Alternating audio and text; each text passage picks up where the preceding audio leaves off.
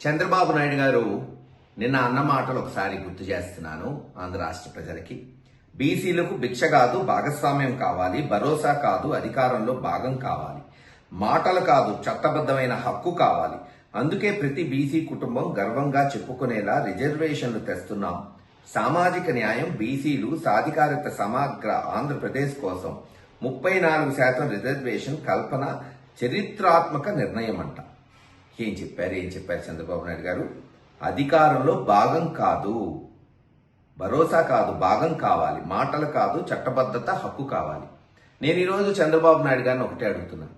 చట్టబద్ధమైన హక్కు ఎలా వస్తుంది 34% రిజర్వేషన్లకి?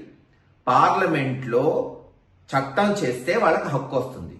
పార్లమెంట్లో ఉన్నదెవరు? ఎన్డీఏ ప్రభుత్వం, అంటే మోడీ గారు, చంద్రబాబు నాయుడు గారి ప్రభుత్వం. మరి మీరు పార్లమెంట్లో పెట్టి చట్టం ఎందుకు చేయట్లేదు? మీకు తెలుసు అసెంబ్లీలో ఇప్పుడు మీరు చేసిన చట్టం రేపు కోర్టులలో నిలబడదు. అంటే మరోసారి బీసీలని మోసం చేయడానికి ఈ తతంగం అంతా చేస్తున్నారు. మీకు చిత్తశుద్ధి ఉంటే మీ మీద ఆధారపడిన కేంద్ర ప్రభుత్వం, పార్లమెంటు మొన్నటి వరకు జరుగుతుంది, మొన్న 4 రోజుల వరకు. మరి డీలిమిటేషన్ బిల్లు, మహిళా రిజర్వేషన్ బిల్లు తెస్తామని చెప్పారు కదా. మరి దానికన్నా ముఖ్యమైనది 34% ఉమెన్ రిజర్వేషన్ బిల్లు కదా, అది ఎందుకు పెట్టలేదు పార్లమెంట్లో? వాటి కొరకు ప్రత్యేక సమావేశం చేసినప్పుడు దీని కొరకు ఎందుకు తయారు? అంతేగా చంద్రబాబు నాయుడు గారు, బీసీలు భిక్ష కోరుకోవట్లేదు, భాగస్వామ్యం కోరుకుంటున్నారని మీరు అన్నారు. భాగస్వామ్యం కోరుకుంటుంది చట్టసభల్లో.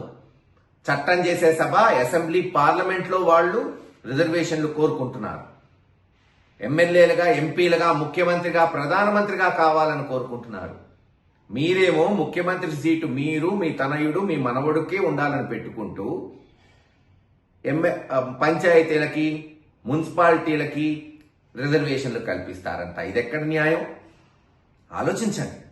ఈ రోజున ఒక సర్పంచ్ కానీ, ఒక మున్సిపల్ చైర్మన్ కానీ, ఒక మండల్ ప్రెసిడెంట్ కానీ ఎమ్మెల్యేని కాదని, మంత్రిని కాదని, ప్రభుత్వాన్ని కాదని ఏమన్నా చేయగలుగుతాడా?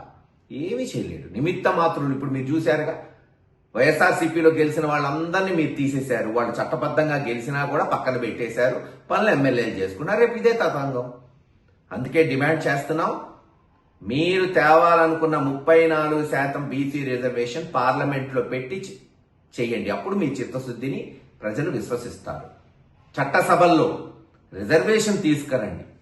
చేతనైతే అది చెయ్యాలి తప్పితే ఇలా అబద్ధపు వాగ్దానాలు చేస్తే రేపు మీకు తెలుస్తుంది ప్రజలు ఎలా తిరుగుబాటు చేస్తారో, ప్రజలు మీరు చేసిన మోసాలని ఎలా తిప్పికొడతారో కాలక్రమేణా మీకే అర్థమవుతుందని తెలియజేస్తారు.